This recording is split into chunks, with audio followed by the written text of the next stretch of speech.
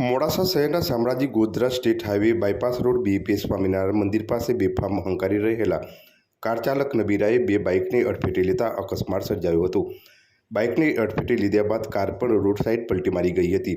અકસ્માતમાં ઇજાગ્રસ્ત થયેલ ઇજાગ્રસ્ત બાઇક ચાલકને ઇમરજન્સી એમ્બ્યુલન્સ મારફતે સારવાર અર્થે હોસ્પિટલ ખાતે ખસેડવામાં આવ્યા હતા। જોકે કાર ચાલક અને કારમાં સવાર અન્ય એક નબીરો નશાની હાલતમાં હોવાની આશંકાએ લોકોએ તેને મેથી પાક પણ ચખાડ્યો હતો। અકસ્માતની ઘટનાને પગલે લોકોના ટોળા ઘટના સ્થળે ઉમટી પડ્યા હતા અને રોષ ઠાલવ્યો હતો।